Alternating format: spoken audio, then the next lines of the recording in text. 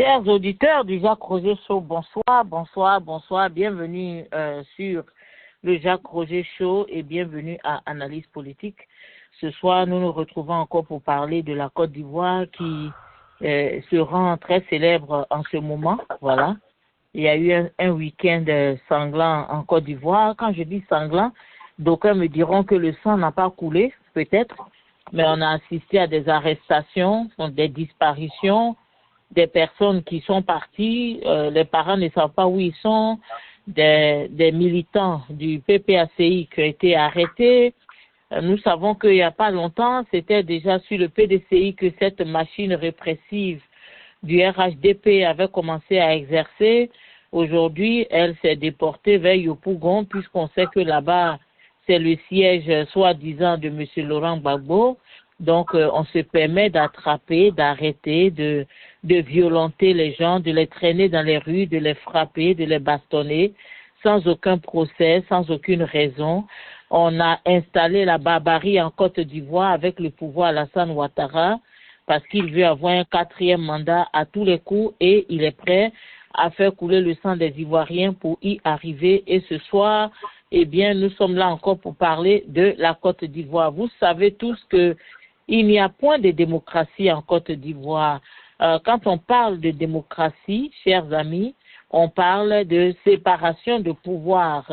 Et dans cette séparation de pouvoir, on assiste à une indépendance de ces pouvoirs qui exercent de façon très souveraine, sans être influencés par qui que ce soit. Donc le législatif et le judiciaire peut fonctionner sans aucune pression de l'exécutif, ce qui fait que tout le monde est pareil devant la loi et que quand l'exécutif commet des erreurs, le judiciaire est capable de le rappeler à l'ordre et de lui dire attention, vous avez violé telle loi, et même si cela est vérifié, de poursuivre l'exécutif. Donc en Côte d'Ivoire, nous savons qu'il n'y a pas de séparation des pouvoirs. Nous avons vu tous les procès fabriqués, toutes les condamnations tirées par les cheveux qui ont été prononcées dans les palais de justice de Côte d'Ivoire contre des individus innocents qui n'ont vraiment rien à demander, sinon que de la justice, sinon que leurs droits leur soient accordés. Et malheureusement, ces personnes ont été traînées devant le système judiciaire, devant les juges ivoiriens qui, nous le savons tous, pour la plupart, se sont ralliés à la cause de M. Ouattara, le procureur de la République. De toutes les façons, le procureur change, mais la tendance reste la même. Le procureur de la République ou la procureure, quel que soit le genre, et bien que ce soit féminin ou masculin, tous corrompus, achetés par le pouvoir, qui ne donnent que des décrets d'iniquité. Alors, ce soir, nous sommes horrifiés, nous sommes dégoûtés, nous sommes choqués par tout ce que nous voyons. Vous savez, dans les pays de droit, dans un pays qui s'est dit émergent, un pays où on a 4-5 ponts, un pays qui a remporté la CAN, on ne devrait pas assister à ce genre d'image où on prend des gens, on les tire de leur maison, on les traîne par terre, on les bastonne sans aucune raison, et puis on les emmène dans des destinations inconnues. Et les familles sont déprimées, les familles sont complètement déboussolées, on ne sait pas ce qui se passe. Certains même, on a reçu, il y en a, les parents ne reçoivent que le corps et on peut même pas expliquer. Voilà M. Alino Faso qui a été assassiné, on n'a rien vu, qu'est-ce qui s'est passé, qu'est-ce qui s'est pas passé, qui a été enterré comme voulait le pouvoir ivoirien pour éviter une quelconque autopsie. Tout ça est déprimant, tout ça est dégoûtant. Et malheureusement, c'est ce à quoi nous assistons aujourd'hui. Alors, on a écouté l'interview du président Tidiane Thiam. Je vous dis toujours que ce monsieur-là, c'est un monsieur qui a de la classe. Que vous l'aimez ou pas, le monsieur a de la classe. Quand il parle même, on sait que c'est un intellectuel. Vous voyez, quand il parle le français. Attendez, un scientifique. Parce que nous autres qui avons fait les lettres, nous savons que nos camarades des séries C et D ne parlent pas bien le français. Ça, nous le savons tous. Donc, c'est-à-dire que quand nous sommes en train quand nous avons une causerie avec nos amis, nous savons que ceux-là s'en fichent de savoir que le participe passé doit s'accorder avec le genre qui est utilisé. Voilà, ou bien quand le participe passé est pas placé avant le sujet, etc., on doit faire l'accord. Donc, par exemple, on dit les paroles que j'ai dites, un truc comme ça. Vous voyez? Mais nous savons que nos amis des séries scientifiques s'en fichent éperdument que leur français soit bon. Donnez-leur un théorème mathématique, ils le résolvent, c'est ça?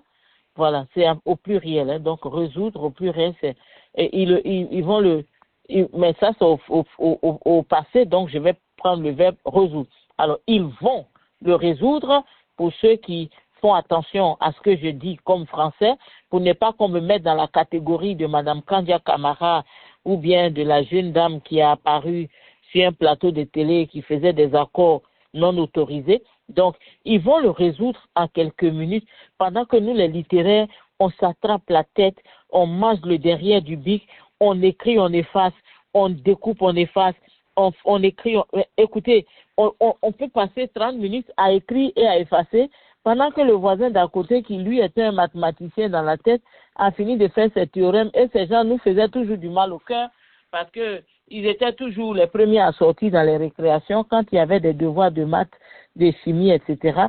Mais bien sûr, notre revanche à nous, c'est quand on nous disait de faire des dissertations, des commentaires composés, un devoir de philosophie de 4 heures, ils s'ennuyaient tellement. Donc, un monsieur comme ça qui a fait les matières scientifiques, un monsieur qui est expert en tout ce qui est calcul, en tout ce qui est finance, économie, science, et qui vous parle un français sophistiqué. Non, vraiment, il faut moyen faire du bon travail. Et c'est cet héritage-là que des vagabonds veulent cracher, sur lequel les vagabonds veulent cracher. Ils veulent nous faire croire que non, eux, ils sont plus méritants que M. Tidiane Thiam. Alors, quand vous regardez le parcours de M. Alassane Ouattara, quand vous regardez le résumé, comme on dit ici en anglais, donc le curriculum vitae de M. Alassane Ouattara, et vous regardez le parcours du petit Tidiane Thiam, est-ce que c'est comparable? Ce n'est pas comparable. On ne peut même pas comparer. Vous voyez? Et c'est ceux-là qui disent que M. Tidiane Thiam ne mérite pas d'être président en Côte d'Ivoire et qui crient sur tous les toits que M. Ouattara mérite un 4e mandat. Il mérite le 4e mandat sur la base de quoi? Sur la base de la rébellion, mais on n'est plus à ce niveau parce que la rébellion l'a déjà mis au pouvoir. Il a fait 3 mandats. Nous pensons qu'il est temps que M. Alassane Ouattara se retire de tout ce brouhaha qui cause tous les jours en Côte d'Ivoire. M. Alassane Ouattara est un agent de trouble et tout ce qu'il fait cause le trouble. Ça fait 20 ans qu'il est en train de troubler les Ivoiriens et malheureusement, si nous ne l'ôtons pas de là, il va continuer à nous troubler. Voilà pourquoi nous sommes très convaincus que la pression qui a commencé doit continuer à s'exercer. Et nous demandons à tous les militants de quitter vos maisons si vous voulez faire la politique, sachant ce qui se passe en Côte d'Ivoire, mais ne restez pas chez vous à la maison. Ne dormez pas dans vos chambres comme si de rien n'était, en sachant que vous avez une marche programmée pour le 9 août, une marche d'ailleurs que M. Ouattara ne veut pas voir se réaliser. Ils ont utilisé la fête de l'indépendance pour convaincre les opposants à s'asseoir à leur marche. Et en bon patriote, les opposants ont dit oui, il n'y a pas de problème. On ne fera pas la marche ce jour-là, mais nous la ferons le 9, donc c'est-à-dire quelques jours après la fête de l'indépendance. Et à cela, nous pensons que le gouvernement ne peut plus dire non. Il n'a aucune raison de dire non. Alors, il faut que la pression continue. Il faut que les Ivoiriens continuent. Et il faut prêter attention à toutes les manipulations politiciennes du RHDP, les coups d'État fabriqués qu'on va utiliser comme prétexte pour arrêter les militants des autres partis. C'est ce qu'on a vu ce week-end à Yopougon, où on accuse l'opposition d'avoir brûlé un bus. Bon, ils n'ont pas marché, ils ne sont pas sortis. Ils se sont tous dit, bon, on va attendre pour aller faire notre marche le 9. Pourquoi? Quel intérêt ont-ils de sortir pour brûler un bus? C'est-à-dire que, vous savez, quand vous avez affaire à des gens qui ne sont pas allés, qui ne sont pas intellectuels, bon, disons ça, parce qu'il y en a qui sont allés à l'école, mais bien qu'ils fussent allés à l'école, l'intelligence n'a pas suivi. Nous savons que beaucoup parmi eux n'ont pas terminé leurs études. Nous savons que beaucoup se sont arrêtés au premier cycle. Et donc, on comprend que leur raisonnement soit limité. Mais croyez-moi, c'est dommage quand on sait qu'on a affaire à des gens qui ne sont pas de vrais intellectuels. Parce que le raisonnement logique n'y est pas. La logique dit que quand vous posez une prémisse, la conclusion doit s'accorder avec la prémisse ou avec les prémices. Vous comprenez? Donc, je ne peux pas parler pour dire que Yao est le père de Kwadjo, n'est-ce pas? Yao est le père de Kwaku, et puis à la fin, je vais dire que Kwaku et Kwadjo n'ont pas le même père. Vous voyez que ça ne va pas. La conséquence directe de ces deux prémices, c'est de dire que, donc, vous voyez, donc, Kwaku, ou bien donc, monsieur Laurent est le père de Kwaku. Vous voyez? Donc, il faut que notre raisonnement soit logique, même si la mienne actuellement n'est pas trop claire pour beaucoup, mais ce n'est pas grave. Vous voyez où je vais en venir. Voilà. Je veux simplement vous montrer qu'il faut être logique avec vous-même. Vous dites aux gens de ne pas sortir.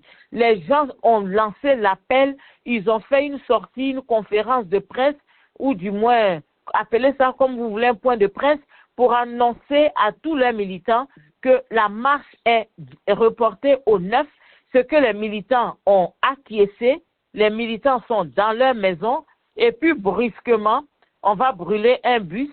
Mais attendez, si les militants veulent sortir pour aller casser tout Abidjan, vous pensez que c'est un seul bus, on va brûler dans un endroit isolé de Yopougon, et puis on va faire croire aux gens que oui, ce sont les opposants qui ont commencé à brûler, quand aux alentours du bus, on voit des gens avec des machettes. Alors qu'en Côte d'Ivoire, nous savons tous qui se promènent, qui sont les hommes au sabre en Côte d'Ivoire. Ce sont les microbes de M. Ouattara. Soyez un peu, vraiment, soyez un peu peaufinés dans vos logiques. Soyez un peu intelligent dans votre intelligence.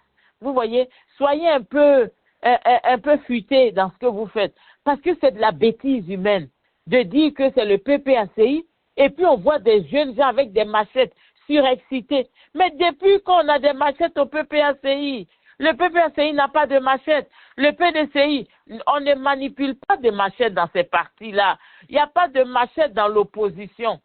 Les machettes là, elles se trouvent du côté du RHDP. Les enfants, les arrière-petits-enfants de Samori Touré, l'homme à l'épée, qui pensent qu'ils peuvent résoudre tous leurs problèmes par la manipulation des machettes. C'est le RHDP.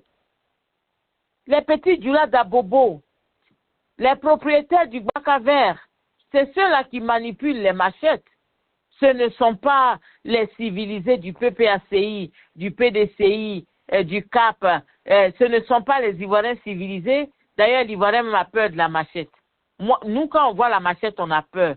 La machette, c'est juste bon pour aller au champ, couper la route, enlever les broussailles et passer. Ou bien alors de couper un animal. Mais au RHDP, mais les machettes, c'est comme des bijoux pour eux qui mettent autour de leurs reins. C'est comme des bayas. Ils portent tous des machettes sous leurs habits et ils se promènent avec des machettes. Alors, soyons un peu sérieux dans un pays comme la Côte d'Ivoire. Vous savez, quand je parle de la Côte d'Ivoire, ma prière principale, c'est que ce régime tombe. C'est ça ma prière. Ma prière, c'est que ce régime-là soit chassé avec fracas et beaucoup de bruit. Ma prière, c'est que Dieu ne m'a pas encore exaucé, c'est pour ça. Sinon, si Dieu me disait, ma fille, tu pleures, tu cries, que puis-je faire pour toi? C'est que vous savez que ce jour-là, vous êtes parti. j'aurais dit au Seigneur, ah Père, que Ouattara soit chassé du pouvoir comme un poisson pourri. Oui, que le régime RHDP soit chassé du pouvoir comme un poisson adjuvant. C'est ce que j'aurais demandé au Seigneur. Mais, again, comme ma volonté n'est pas la volonté du Seigneur, donc tout ce que nous pouvons faire, c'est de prier et de regarder à Dieu ce qu'il va faire pour la Côte d'Ivoire. Sinon, vous, les gens du RHDP, là, vous ne méritez aucun respect.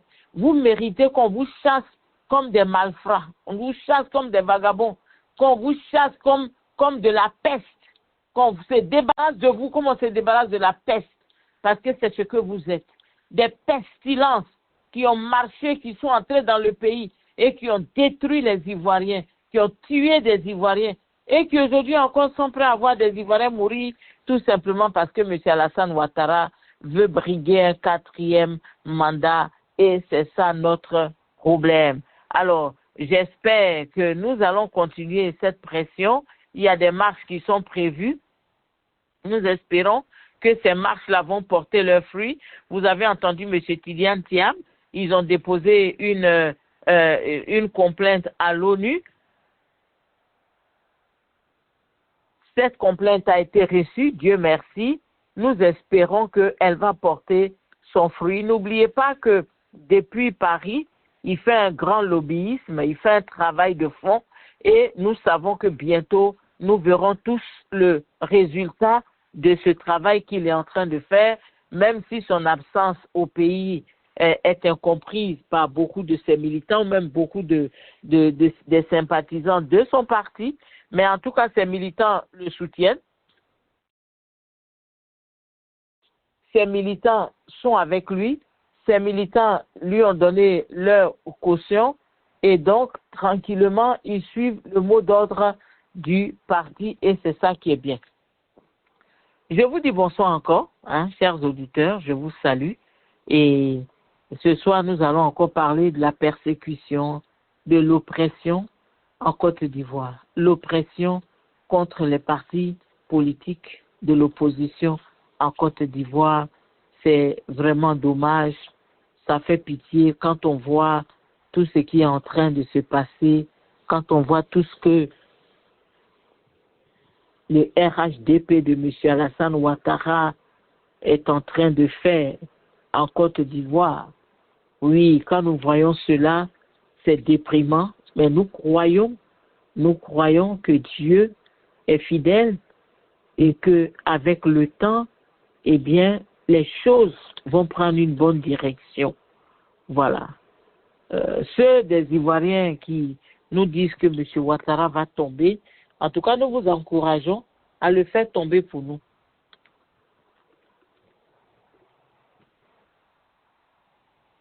Vous savez, c'est le souhait de tous les Ivoiriens. Ça va vous paraître bizarre, mais c'est le souhait de tous les Ivoiriens, même des nordistes, de tous ceux-là qui jouent les hypocrites devant leur écran sur Facebook, de tous ceux-là qui ont peur qu'on les arrête pour les mettre en prison et qui font croire aux gens qu'ils aiment M. Ouattara. Beaucoup n'aiment plus M. Ouattara, pas en tant que personne, mais en tant que président de la République de Côte d'Ivoire. Beaucoup de personnes ne veulent plus de M. Ouattara. Alors, qu'est-ce qu'on peut faire contre cette machine répressive du RHDP? Les Ivoiriens sont très impuissants et on ne voit pas encore les rayons du soleil pointer du nez à l'horizon. Mais nous gardons l'espoir. Alors, je ne sais pas la partie technique, s'il y a déjà quelqu'un qui est là avec nous, avant que je ne continue. Oui, je suis là, c'est ça. Très bien. Bonsoir, M. Adjei. Bonsoir, c'est ça. Voilà. Oui, vous avez quelqu'un qui parle là-bas? M. Adjei, vous avez quelqu'un qui parle? Bonsoir, Pasteur Aka. M. Adjei, vous avez quelqu'un qui parle dans le fond? Non, c'était voilà. La télé, je me suis déplacé. Ah bon, ben éteignez la télé. Il y a une émission plus intéressante que cette télé-là. Qu'est-ce que vous voyez dans cette télé? Il n'y a rien de très intéressant comme l'analyse politique. Voilà. Donc, oui, ça, c'est vrai. merci, M. Adjei. Alors, bonsoir à vous. Je ne sais pas si M. Dunga est là. Ben, il va se signaler quand il viendra. Alors, bonsoir à vous deux. On va commencer la causerie ce soir. On parle de la répression en Côte d'Ivoire. Vous avez dû voir dans les médias toutes les arrestations qui ont eu lieu après la soi-disant manifestation des opposants qui ont brûlé un bus, etc. Quel est votre regard, quelle est votre analyse sur ces incidents? Merci Cissé Sarah. Bonsoir Patriaka, bonsoir commandant. Oui, Cissé Sarah, nous avons vu tout ce qui s'est passé et tout ce qui continue de se passer. Et j'étais tellement en colère que moi, finalement, j'ai pris une résolution.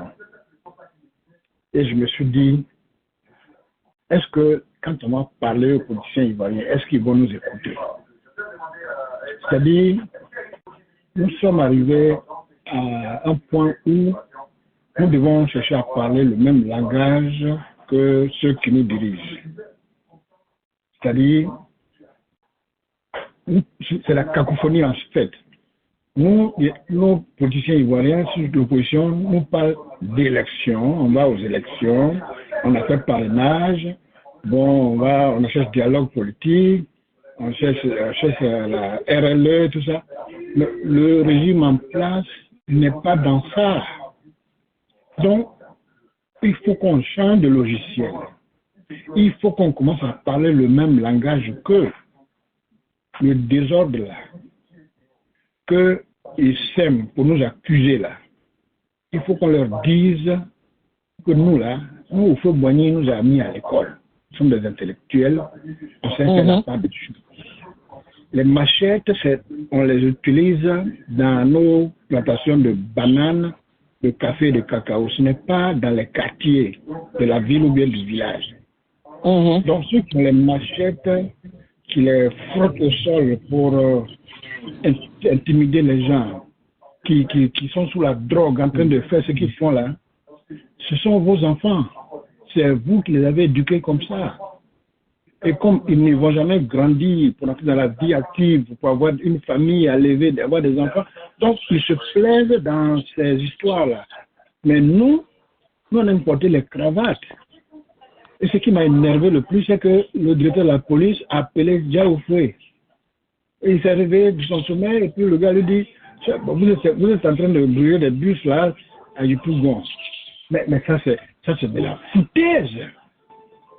C'est-à-dire, ils font des mises en scène pour accuser nos intellectuels. Si c'est ça là. Je suis tellement en colère que je veux que les Ivoiriens aujourd'hui changent de logiciel. Qu'ils laissent tomber cette affaire d'élection et qu'ils prennent une résolution pour faire face aux fauteurs de troubles qui nous dirigent. Ça, c'est moi mon message ce soir. Je ne suis plus dans leur affaire d'élection, de tout cela. On ne peut pas faire ça dans un pays normal. Et nous disent qu'ils sont dans un état de droit et puis ils font des conneries comme ça. Et on va accepter. Mais non, il faut qu'on mette fin à ça. Je m'arrête là. D'accord. Pasteur Aka, bonsoir. Oui, bonsoir, Fils Sarah, bonsoir, M. Adjei, et bonsoir à tout le monde, M. Kwasi Tougan. Voilà. Oui, bon, la répression en Côte d'Ivoire aujourd'hui. Bon, vous savez, ce qui se passe, hein, nous sommes dans une période très sensible. Il y a un pouvoir qui cherche à maintenir son pouvoir et il y a une opposition qui cherche, qui opère au changement. Donc, il faut s'attendre à toute forme d'action pour intimider l'autre dans tous les sens.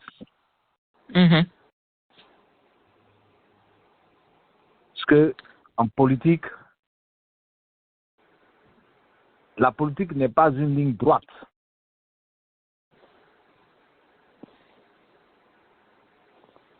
Votre adversaire peut créer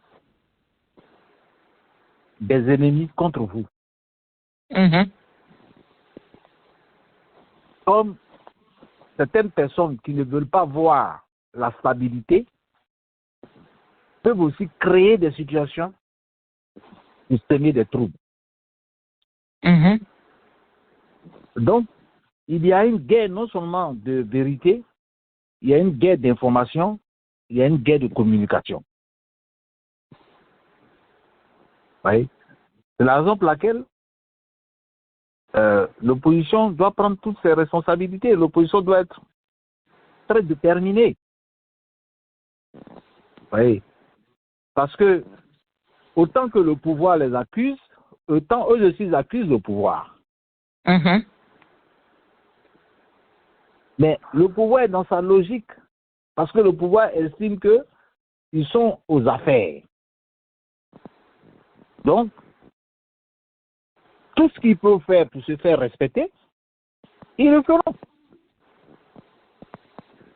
C'est à l'opposition de prouver le contraire. C'est à l'opposition de dire, écoutez, nous là, nous ne sommes pas dans cette bataille, nous ne sommes pas dans cette logique. Voilà nos revendications, voilà ce que nous faisons, voilà ce que nous voulons.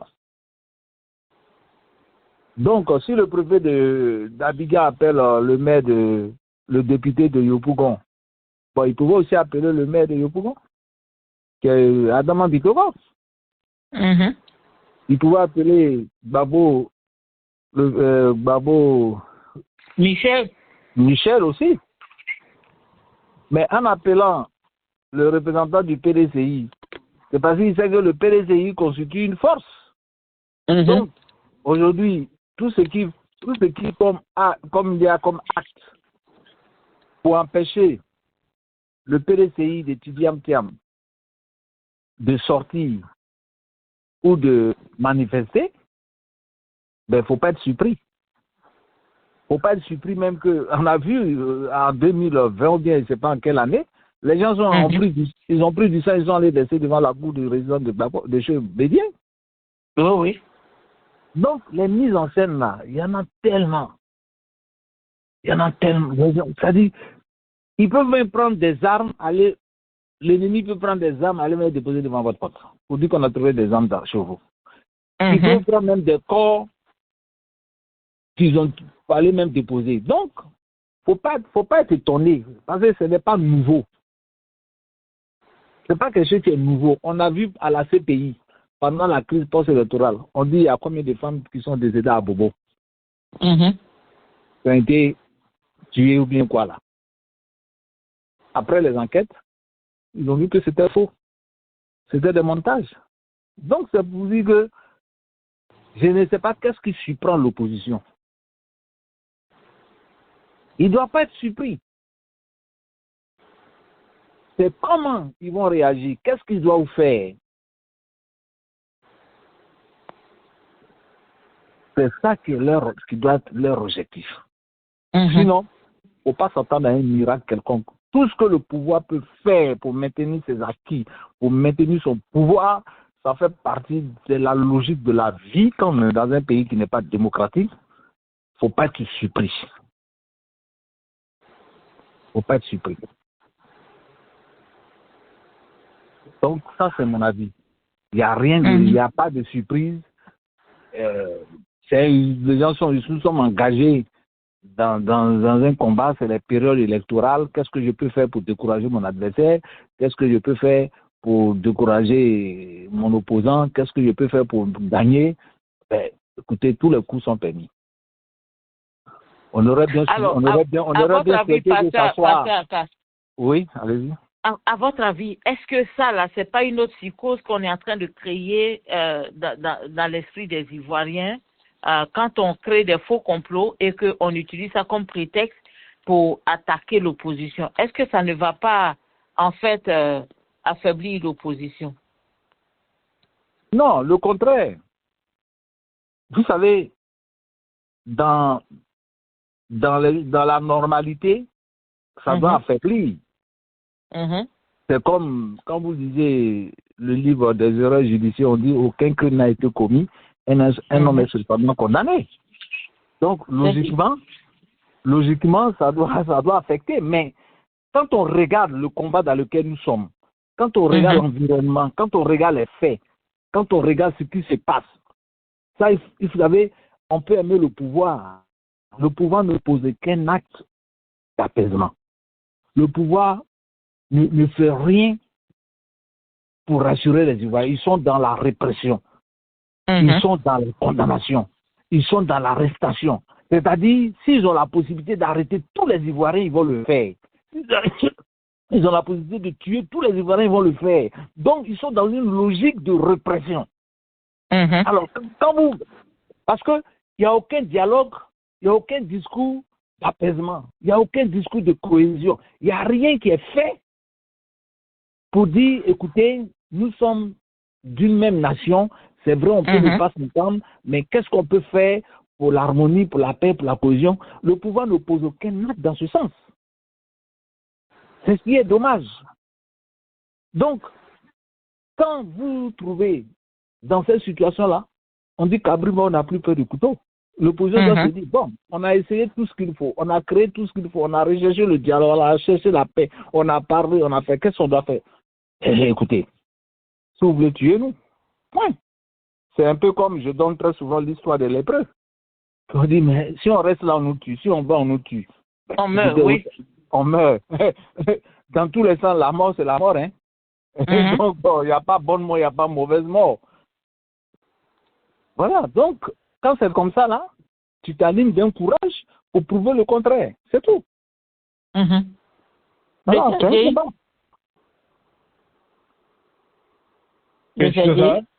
Oui, est-ce la même question? La même question, oui, j'ai compris la question. Oh non, si ce sera...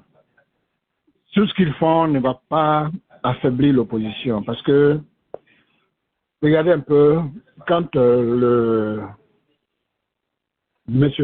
Bagondo est venu faire le communiqué ministre, je ne sais pas si c'est le ministre de quoi, l'intérieur de défense, le ministre de quoi là, il est venu faire son communiqué et sa déclaration pour accuser l'opposition là.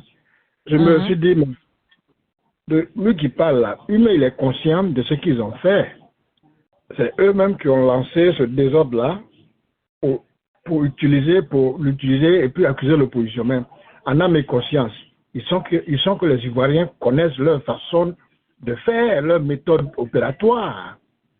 Donc, nous, ça ne peut pas nous intimider. Nous, on n'est pas intimidés sur la base du faux. Mais l'opposition ivoirienne doit changer son logiciel, comme je l'ai dit en début d'émission. Donc, changer leur façon de faire. Quand c'est gâté, c'est gâté. Il y a un langage. Quand tu es en face d'un mouton qui te dit, ben, et toi tu parles droit, mais le mouton, ce n'est pas son problème. Il faut aussi dire, ben, pour qu'il sache qu'il y a aussi un animal devant lui. Non, c'est pas pour nous, ils vont pas pouvoir nous intimider. Alors, quand vous parlez de l'opposition, à quoi est-ce que vous pensez? Vous pensez que l'opposition doit riposter à ces accusations qu'on lui donne, ou bien l'opposition doit prouver que c'est pas elle qui est derrière tout ce qui est en train de se passer? Comment est-ce qu'il peut même le prouver? Non, ils n'ont même pas à se justifier. D'ailleurs, quand le sous-directeur de la police a appelé Diaoufoué, il était étonné, il dit, mais moi, nous, on n'est pas concernés par tout ça. Donc, nous, on est venu vous voir, on a fait notre demande pour notre marche. La marche a été reportée. Nous, notre responsabilité est là. Le reste, là, ça ne nous regarde pas. Ça, c'est un message. Pendant Didier fait une conférence, tout son calme, et il a dit, nous, on n'est pas concernés par tout ça parce qu'un bus qu'on garde quelque part, exprès, on garde un camion, une voiture de police. Et c'est nous là, des intellectuels là, qui allons aller bouger ce bus. Bon, écoutez, changez vos manières de faire parce que vous n'avez pas utilisé des bêtises pour nous les coller sur le dos, non? C'est ça une opposition intellectuelle. C'est pas pour, il ne peut pas nous intimider avec ces histoires-là. Il ne peut pas nous intimider. Alors, c'est ça, car le 9, il y a eu une marche. Est-ce que vous croyez que le nombre qu'on aurait espéré voir sortira désormais, puisque on a vu toutes les arrestations le week-end? Est-ce que ça ne va pas un peu affecter cette marche du 9 août-là? Mais non, le contraire. C'est ce que je disais. Je dis que le pouvoir est dans une logique et le pouvoir n'est pas en train de poser des actes d'apaisement. Donc, le pouvoir est dans une logique de provocation. Alors, à ce niveau-là, vous pensez que les gens vont rester là tout le temps comme ça, on arrête celui-là, on prend celui-là, on fait celui-là. Non, non, la marche, elle aura lieu. Vous savez, aujourd'hui, quand on regarde un peu ce qui est en train de se passer, c'est plus profond même qu'une marche. Surtout, l'opposition doit comprendre que il s'agit de la souveraineté de la Côte d'Ivoire. Ce n'est pas une affaire de candidature, ce n'est pas une affaire de Gbagbo, de Thiam, de Soro, de Bleu Goudé. Ça dépasse l'entendement parce que la Côte d'Ivoire est un pays spécifique dans la sous-région. Donc, la marche là,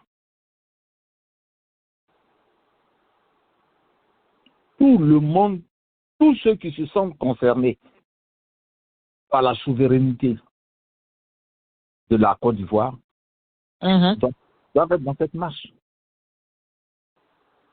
Peu importe, le pouvoir va trouver tous les moyens pour empêcher ou pour interdire, mais non, on a dépassé ça. C'est pour ça que je disais à quelqu'un, j'ai dit, vous voyez, cette opposition-là, aujourd'hui, le pouvoir est très stratégique. Et c'est la même stratégie qu'ils ont fait en 2020.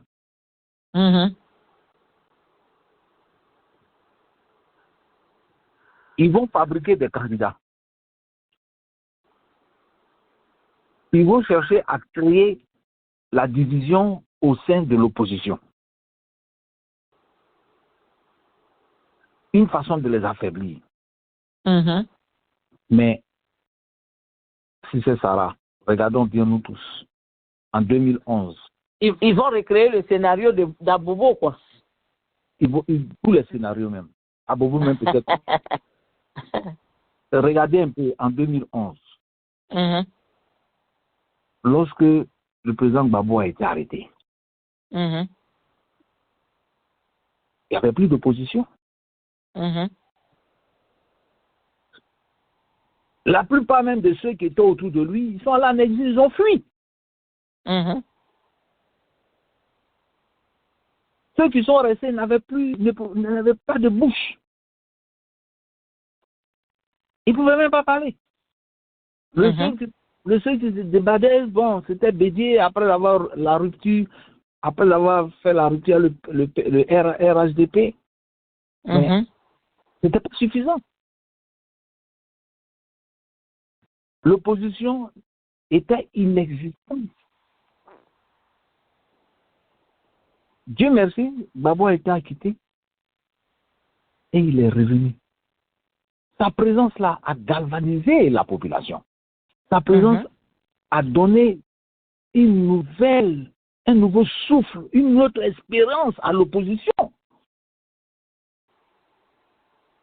Donc si aujourd'hui, le Front commun, PPACI, PDCI lance une marche, tous les autres là qui se disent dans l'opposition là, qui veulent le changement, on n'a même pas besoin de les plier, ils doivent se joindre. Ils doivent se joindre. Ils doivent même se réjouit. Parce que quand on a arrêté Babo là, ni à plus de ça, il a même fait allégeance au RSVP. Tous ceux qui étaient là, même Awa Melo, pour lequel il y a beaucoup de respect, il était où? Il se cherchait dans ces trucs internationaux, il était conseiller de la Russie, conseiller au Guinée, machin et tout. Mais c'est quand Babo est rentré là, que la plupart de ceux qui parlent aujourd'hui sont rentrés. Alors, le monsieur Babo, il est fatigué. Babo n'a plus besoin de faire encore un compas. J'aurais bien voulu voir Dieu Goudé à la place de Babo, en train de parler avec l'autorité.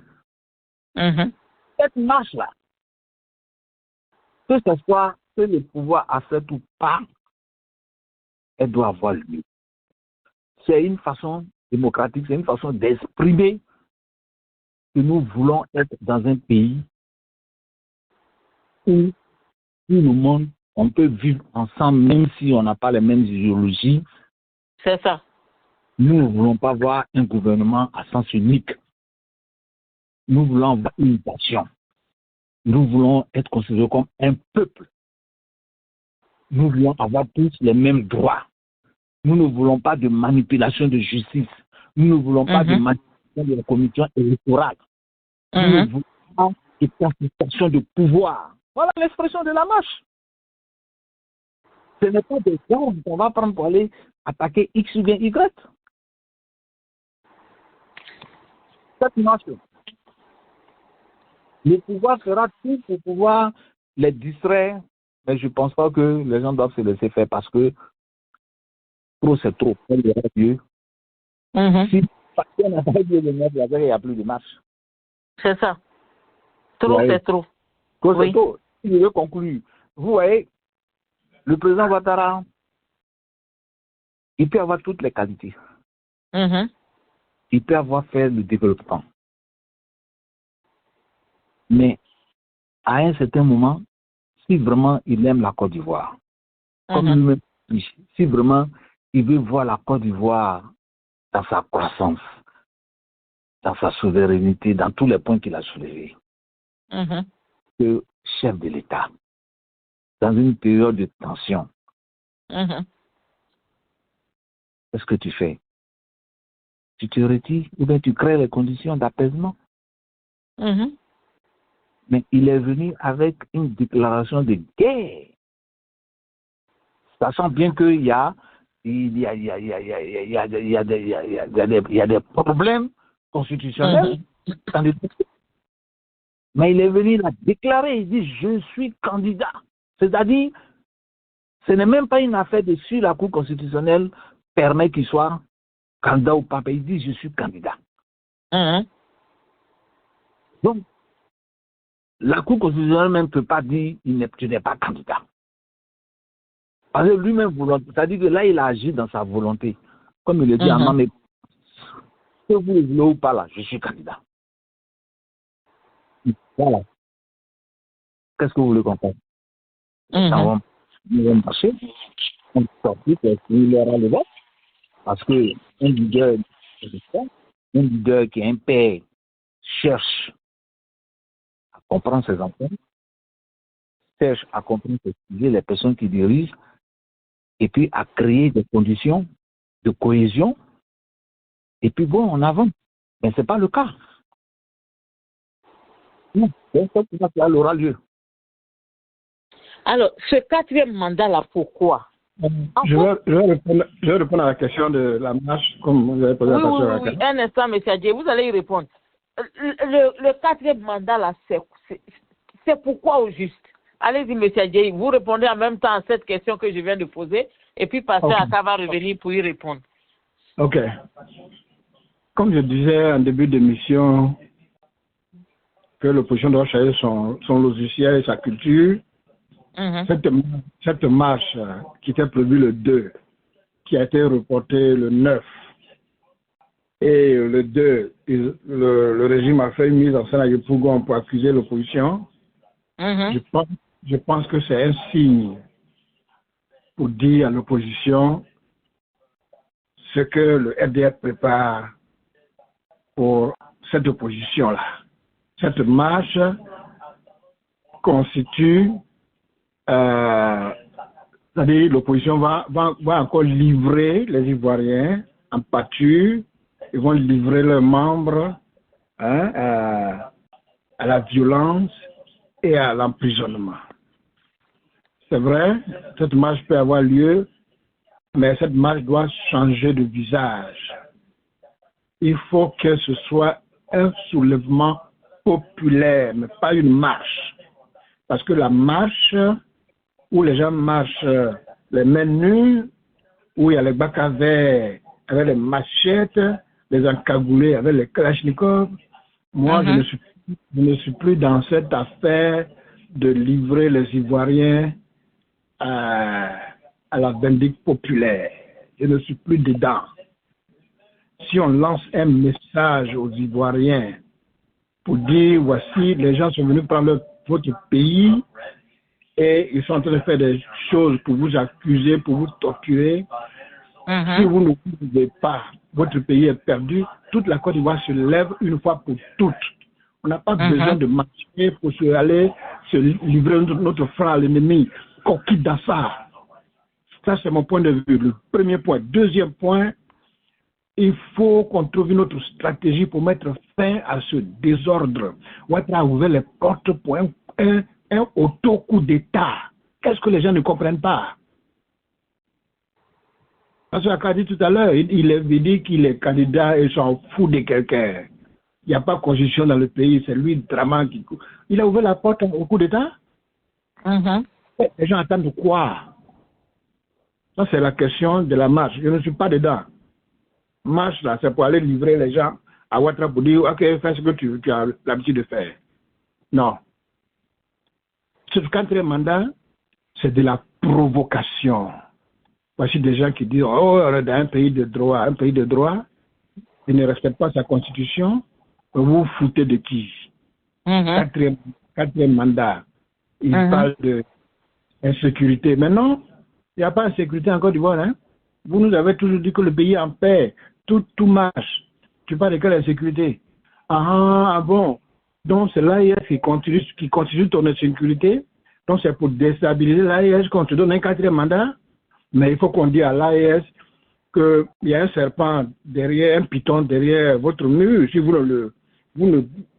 ne le gérez pas, mais il va venir tuer vos enfants. Et l'AIS va se réveiller. Quand il y a un serpent derrière ton mur, là, fais tout pour l'enlever. Sinon tu ne dormiras pas en paix. Yo, mon point est clair. Si on veut que l'Afrique émerge, si on veut obtenir notre souveraineté, on doit se débarrasser des sous-préfets français. Point. Il n'y a pas de débat. Je m'arrête là. Donc pour vous, la marche c'est pas ça vraiment le point culminant du combat pour vous. Je suis là. D'accord. Pour vous, c'est la sortie. La solution. Il y a deux solutions. Pour vous, c'est une sortie de tout le peuple ivoirien qui va. Un soulèvement populaire pour dire enough is enough. Trop, c'est trop. Deuxièmement, les Ivoiriens restent chez eux, mais on finit avec ce problème-là. Ouattara a ouvert la porte pour un auto-coup d'État. Ça doit se faire. D'accord. Merci. Alors, le quatrième mandat, je vous ai demandé tout à l'heure, quatrième mandat, pour quoi faire? Oui, madame. Qu'est-ce que monsieur... Non, attendez, monsieur Douba. Monsieur Adjaï va répondre rapidement, puis je viens vers vous. Qu'est-ce que monsieur Ouattara propose? C'est pour finir... tant d'insistance? C'est pour finir le travail qu'il a commencé, c'est-à-dire la reconfiguration de la Côte d'Ivoire, l'expropriation des terres ivoiriennes, transformer la population et la démographie ivoirienne, faire de la Côte d'Ivoire un État policier et le troisième Reich, un État hitlérien où l'Ivoirien n'a plus son droit de parler. Voilà le but du quatrième mandat. Ce n'est pas faire d'insécurité, ce n'est pas faire de prospérité, de développement. Regardez à Bobo comment les gens disent, c'est ça qu'on appelle développement. Ils n'ont qu'à quitter devant nous leur bilan inattaquable, toutes les gens sont dégradables, biodégradables. On n'a rien à foutre avec ça. D'accord. Alors, bonsoir, M. Dunga. Bonsoir, Maman Sister Sarah. Bonsoir, Pasteur K. Bonsoir, M. Adjaï et à tous auditeurs et auditrices de Jacques Roger Show International. Bonsoir, mon frère Duganowski. Yes, c'est Duganowski. Kwasi qui est là. Alors, très rapidement, le 4e mandat que Draman Ouattara prend, c'est pour consolider, comment s'appelle, son emprise sur la Côte d'Ivoire. C'est-à-dire, c'est boucler, fermer les vannes. C'est tout. Deuxièmement, c'est pour finir le travail de la déstabilisation des États de l'AES. C'est tout. L'argument que Draman Ouattara invoque sont des arguments farfelus.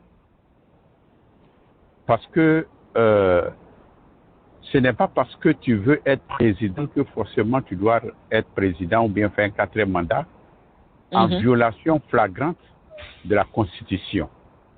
Quand tu te lèves pour dire que oui, parce qu'en 2020, parce que le candidat est mort, donc on ne peut pas faire des élections, c'est un argument farfelu.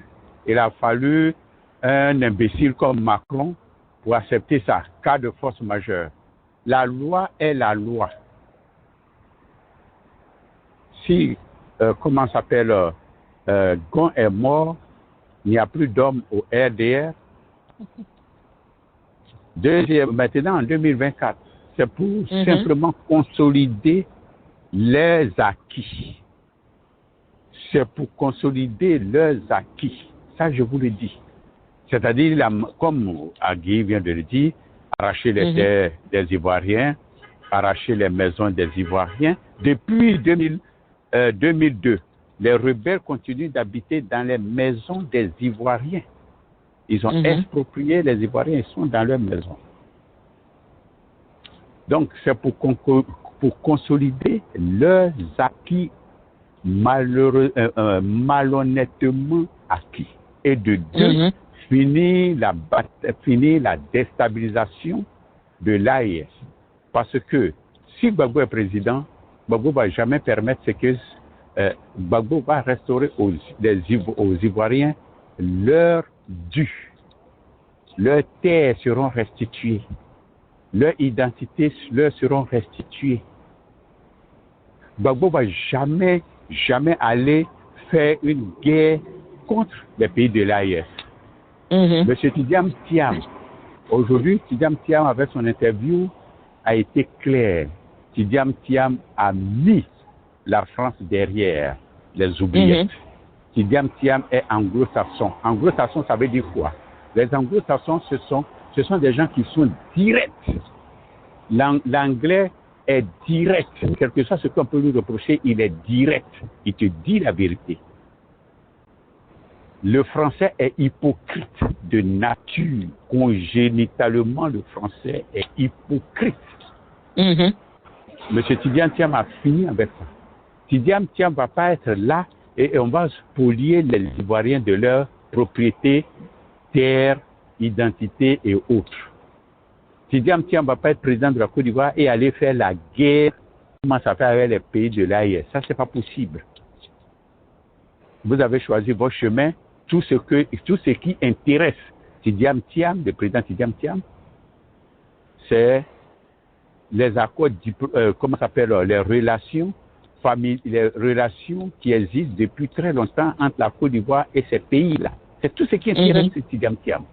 Donc, depuis que Draman a annoncé sa 4e candidature, que dit Macron? Macron a dit quoi? Et comme je le dis ici, pour toutes ces raisons-là, Macron ne peut pas soutenir une autre candidature que celle de Draman Ouattara, parce que Draman Ouattara n'est pas ivoirien. Il peut tuer. C'est ce que Amontano a dit. Draman n'est pas ivoirien parce qu'un Ivoirien ne peut pas faire aux Ivoiriens ce que Draman Ouattara fait aux Ivoiriens. Donc, pour résumer, c'est pour consolider leurs acquis malhonnêtement volés au peuple, acquis sur le peuple, et faire terminer la guerre, la déstabilisation de l'AES. C'est tout. C'est pour ça que Draman Ouattara se présente. Draman Ouattara dit que... un mot sur la marche. Oui, Draman Ouattara a dit que... Oui, je vais dire le mot. Mais Draman Ouattara a dit qu'il prend ce 4e mandat pour maintenir la paix et la sécurité. Mais il est démontré aujourd'hui que Draman Ouattara, par son gouvernement, son régime, par l'intermédiaire de Adjoumani, et puis l'autre Kwaku qui s'occupe des infrastructures, sont les blanchisseurs d'argent de drogue et le financement de terrorisme.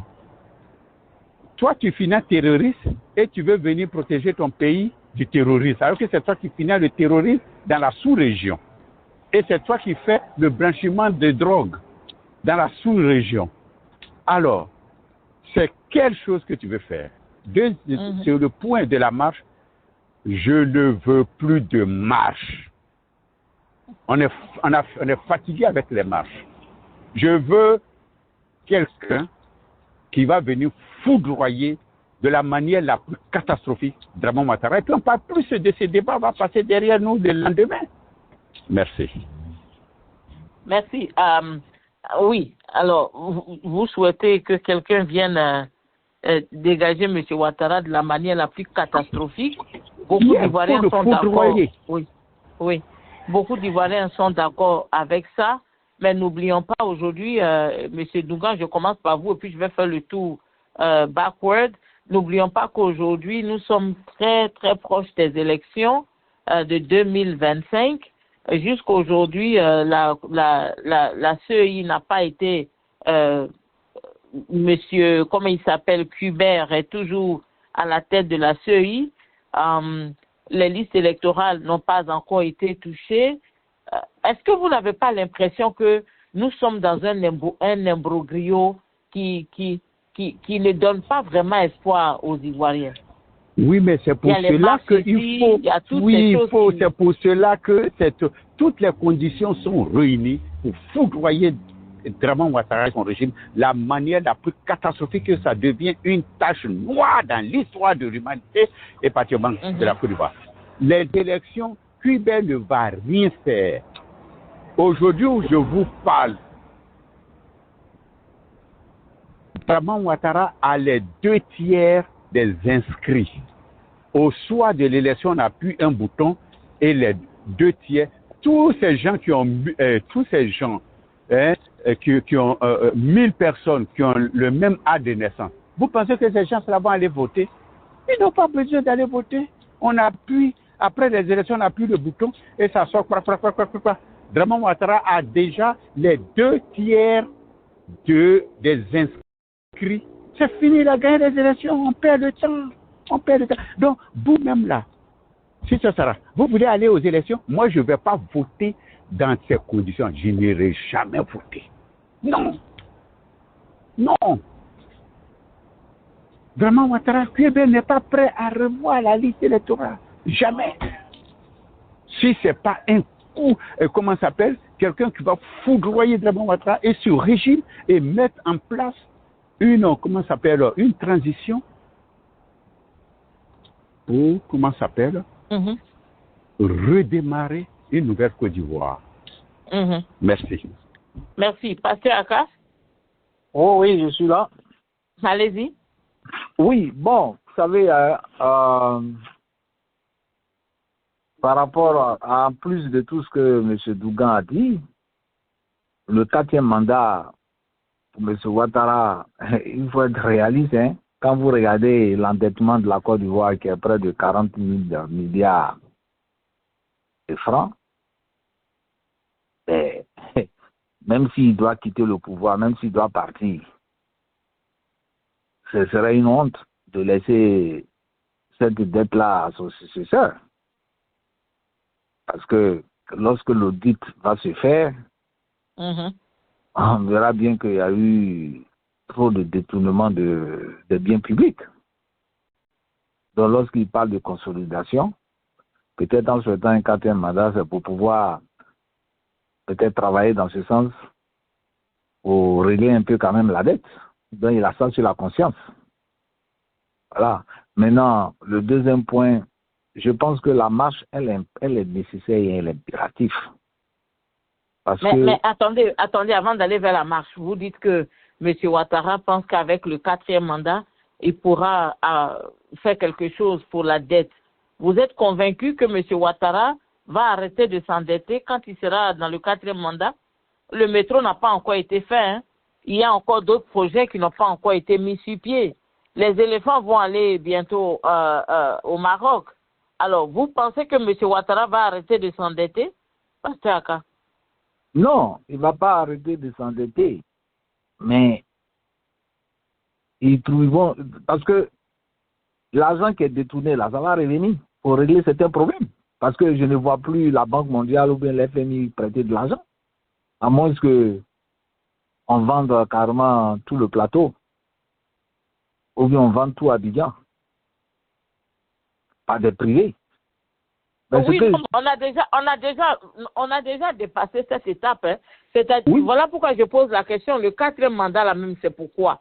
Parce que M. Ouattara a déjà vendu l'électricité, il a vendu l'eau, il a vendu tous les ponts de Côte d'Ivoire, il a vendu tous les terrains de Côte d'Ivoire, il a même vendu des quartiers. M. Alassane Ouattara même loue des maisons pour l'ambassade de Côte d'Ivoire dans certains endroits. Donc, M. Alassane Ouattara, il a vendu déjà presque tout. Et en voulant réaliser ce que, d'après lui, il a réalisé tous les stades et tout ce que vous savez, il a pris des dettes et des dettes. Alors, qu'est-ce qui reste encore à M. Ouattara à réaliser et qu'est-ce qui va lui rapporter l'argent pour payer la dette qu'il doit? C'est ça la vraie question. Une hypothèse que je suis en train de mettre, j'ai besoin de faire comprendre que lorsque vous posez un acte et puis votre conscience vous gronde, et vous savez que vous devez laisser la place à votre successeur, et que vous avez échoué durant 15 ans de gouvernance,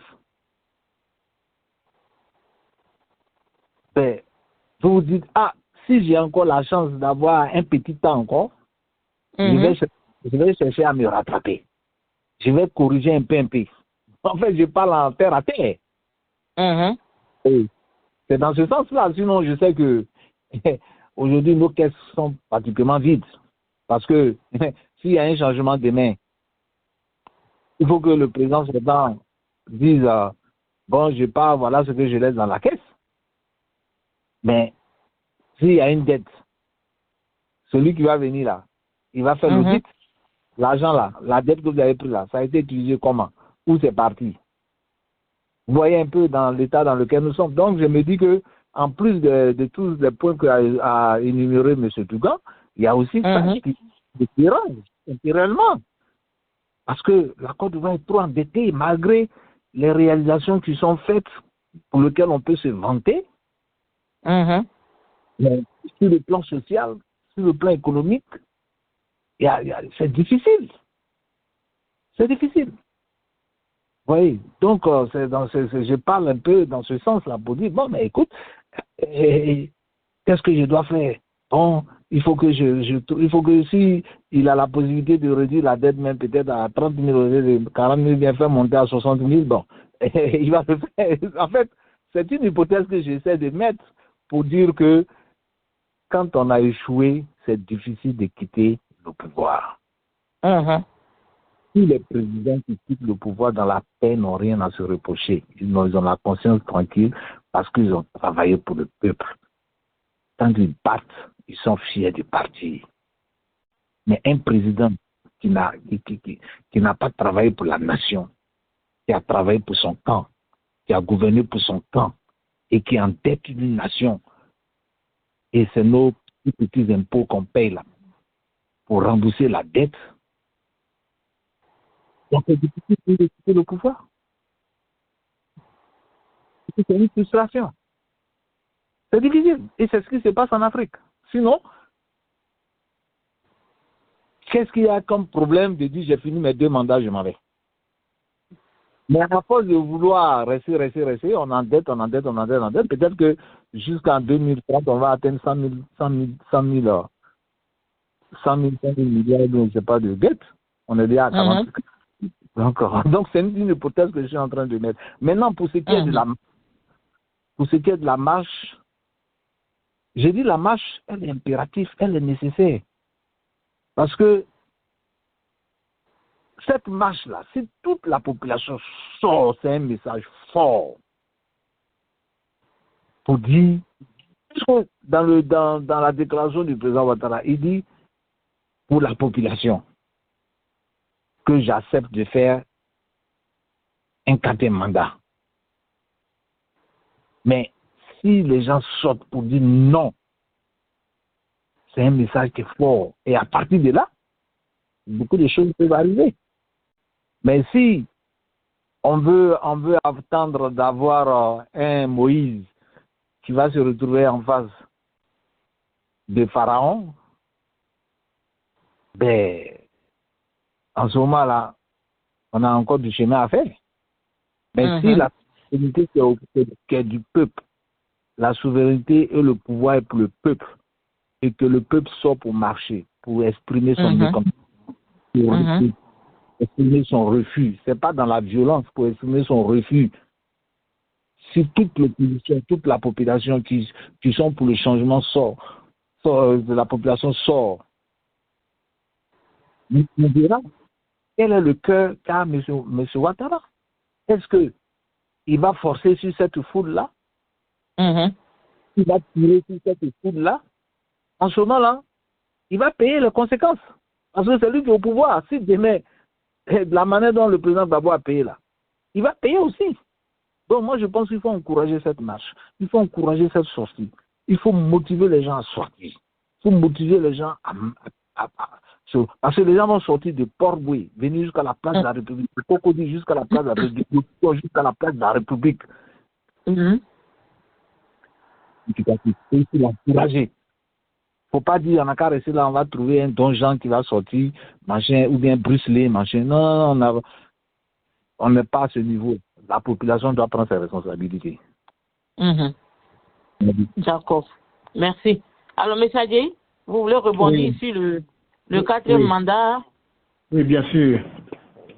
Bon, moi, je voudrais demander à Pascal Aka s'il a vu comment le ministre jubilait quand il a fait son annonce. Son annonce? Que quand il parle de il va venir pour diminuer la dette là, ce n'est pas là la question. Ce qui est sûr, Ouattara est en violation de notre constitution. On ne doit plus lui permettre ça. Pas de 4e mandat. Il faut qu'on lui fasse comprendre qu'il n'y a pas de 4e mandat. Point. Parce que nous voulons bâtir un état de droit. Donc, la première des choses, c'est de respecter notre constitution. On est en train de la violer. Il faut qu'on lui dise non. Trop, c'est trop. Pas de 4e mandat. Je peux rebondir? Oui, rapidement. Les dettes qu'il a contractées, les dettes qu'il a contractées, ça n'a pas profité aux Ivoiriens. Tous les moments où Touré sont devenus des milliardaires. Donc, ils n'ont qu'à partir, on va les chercher, l'argent qu'ils ont emmagasiné dans les, on appelle ça, dans les comptes fiscaux là, on va retourner ça. C'est ça le débat. Voilà. C'est ça le débat. D'accord. Merci. Alors, ma dernière question à vous tous, c'est... pardon? Je voulais rebondir sur ce qu'a dit M. Adjei. Ah oui, d'accord, allez-y. Avant que je vous pose ma dernière question à tous les trois. Ok, vous voyez, le problème de la Constitution, pour moi, c'est un débat qui devait être très important si nous étions dans un pays de droit. Et ça ne peut pas être un argument parce que déjà dans le droit, nous avons faussé. Les constitutionnalistes ont faussé. La Cour constitutionnelle a faussé. Si aujourd'hui le président Ouattara dit qu'il veut faire un 4e mandat, c'est parce que déjà, sur le plan juridique, on l'a permis de faire 3 mandats. Et si on le permet de faire 4 mandats, il fera 5 mandats. Il fera 6 mandats. Tout simplement parce que nous n'avons pas des institutions fortes, capables, indépendantes de dire le droit. Et les interprétations constitutionnelles sont variables, sont variées.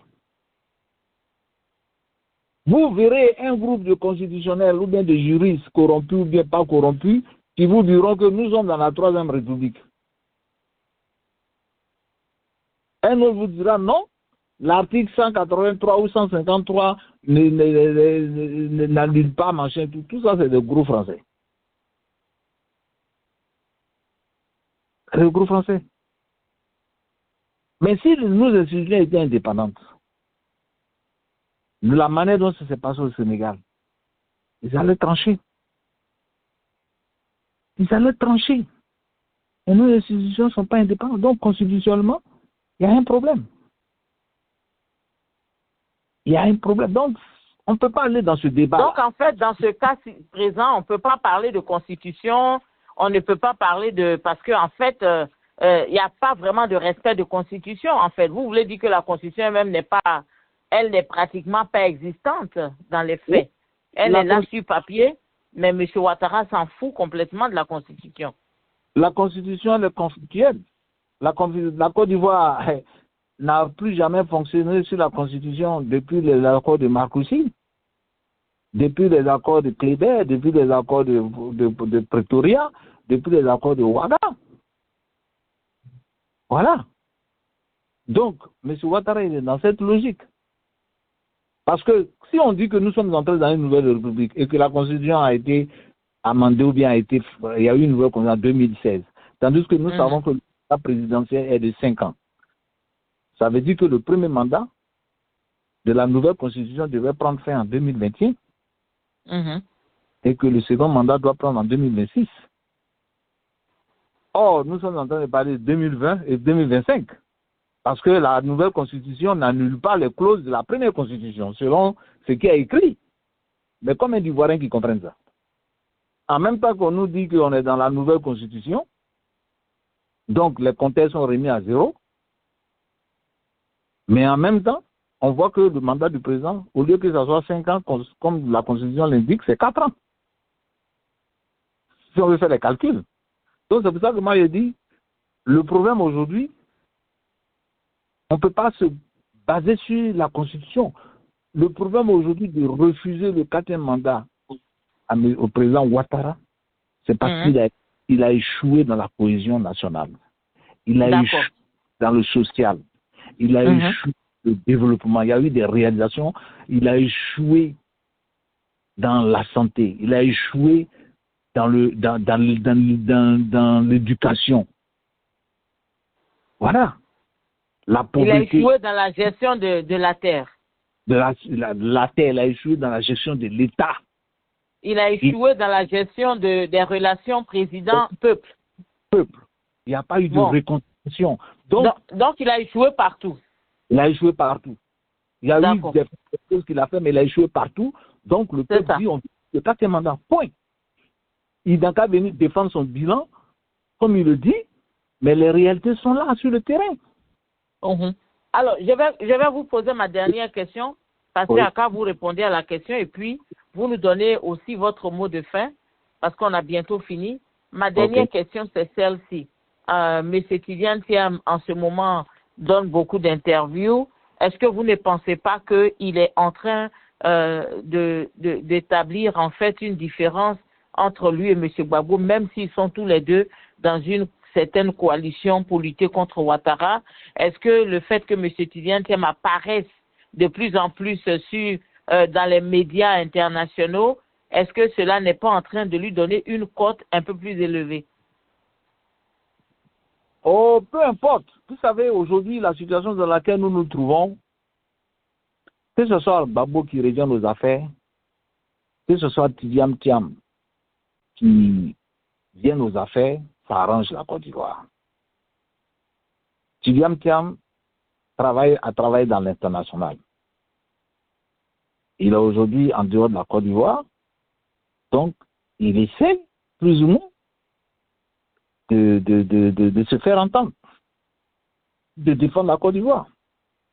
Maintenant, si toutes ces interviews, parce que vous savez, le président Gbagbo, les gens ont peur de venir l'interviewer parce qu'il est direct. Combien de chaînes étrangères qui viennent interviewer le président Gbagbo? Ils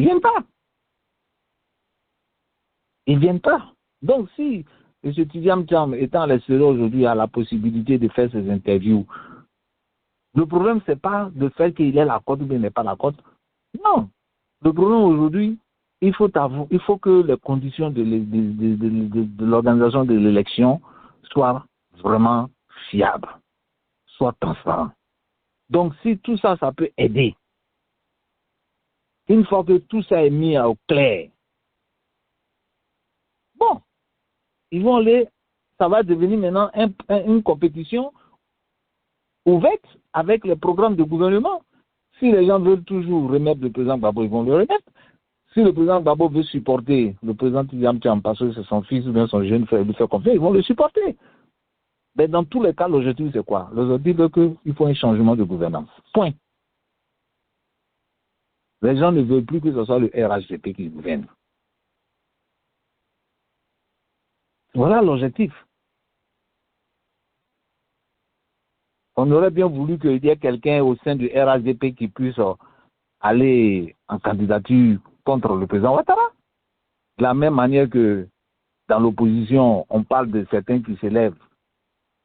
Mais s'il y avait quelqu'un de courageux au RHDP pour dire je suis candidat,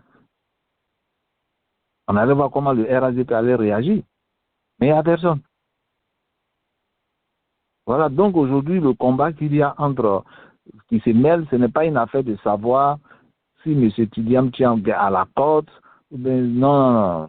Ce n'est pas une affaire de côte. Moi, ce n'est pas comme ça que je vois la chose.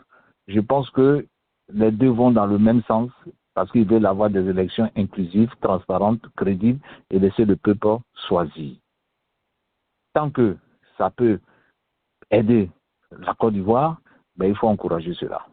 Et c'est mon mot de fin.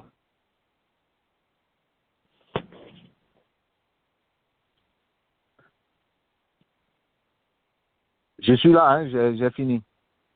Oui, merci, Pasteur Aka. M. Adjei? Oui, c'est ça. Oui, on voit Tidiam Thiam les interviews à l'international, c'est bien, c'est beau. Ils le fait plutôt dans le cadre de notre front commun. Il n'est pas en Côte d'Ivoire, c'est évident qu'il fait des interviews à l'international. On a déjà formé le front commun. Laurent Gbagbo est sur place. Il est sur place. Il va gérer le quotidien. Quand Tidiam Thiam aura fini ce qu'il est en train de faire, quand il vient, on consolide le front commun et on fait face à notre bourreau. C'est ça que je vois. Maintenant, pour mon mot de fin, j'invite l'opposition ivoirienne, comme je l'ai dit, je le répète, de changer de logiciel, qu'ils voient en face ce qui nous est déjà arrivé, qu'ils tirent les leçons de ce qui nous est déjà arrivé. Qu'ils pensent aux jeunes Kofi Toussaint, qu'ils pensent à tous ceux qui sont handicapés aujourd'hui, à tous ceux qui ont été tués inutilement. Qu'ils arrêtent de faire de l'à peu près en envoyant les gens dans la rue, sachant que les zombies nous attendent là-bas avec les bacs à verre qui lancent un mot d'ordre aux Ivoiriens pour leur dire si vous dormez, demain vous allez vous réveiller, vous n'avez pas de pays. Vous serez dans le pays, mais le pays ne vous appartiendra pas parce que toutes vos terres sont déjà prises. Il y a les Koné Bakari qui se promènent, les ACD de vos villages. Levez-vous, on meurt une seule fois. Ne restez plus à la maison, sortez, ne restez pas dans vos villages. Levez-vous pour chasser vos bourreaux. Voilà le mot d'ordre. Le même jour qu'on lance le mot d'ordre, la même nuit, ça se passe, le lendemain, le pays est rempli. C'est de ça qu'il s'agit. Et d'autres étapes, ils doivent prendre des attaches qui ne restent plus à là pour faire du surplace.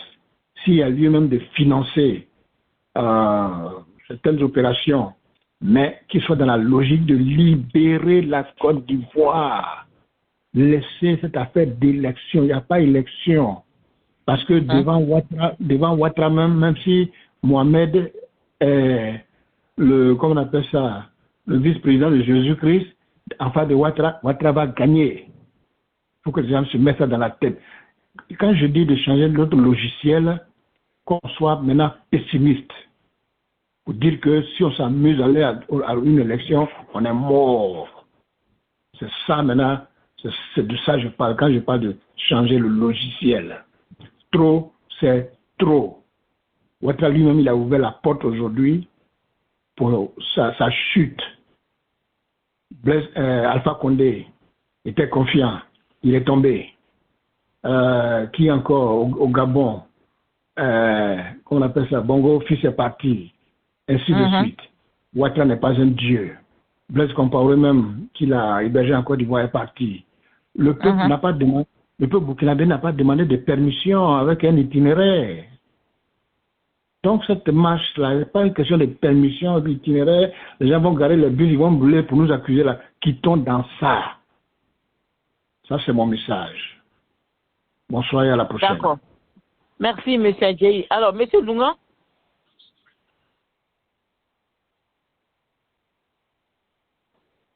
Oui, maman, Sister Sarah, merci. Oui, beaucoup. voilà. Alors, votre mot de fin, mais avant cela, M. Tidiane Thiam à l'international, est-ce qu'il est en train d'avoir un peu plus de visibilité que M. Gbagbo en ce moment? Non. Un combat, il y a beaucoup de facettes dans un combat. Il y a les tactiques, il y a la stratégie, il y a le logiciel. Donc, le Front commun a un seul objectif. Dramane Ouattara doit partir de quelque manière que ce soit. Donc, M. Tidiane Thiam est en train de jouer son rôle à l'international. C'est-à-dire qu'il faut porter le message de la politique ivoirienne à l'extérieur. Parce que ils savent, mais ils ont besoin de quelqu'un de leur parler face à face. Donc c'est ce que M. Tidiane est en train de faire. Et c'est du bon travail. C'est ce que Dramane Ouattara a fait tout le temps. Convaincre l'Occident que c'est lui, que tout ce qui se passe en Côte d'Ivoire, c'est pas bon, c'est en train de tuer les gens. Mais aujourd'hui, c'est Dramane Ouattara lui-même qui fait tuer les gens. On arrête les Ivoiriens, on kidnappe les Ivoiriens en pleine rue. Et aujourd'hui, M. Tidiane Thiam est en train de publier tout ça en Occident. Il est en train de faire, comment ça s'appelle, ouvrir les yeux des Occidentaux sur le cas de Dramane Ouattara qu'ils ont porté au pouvoir.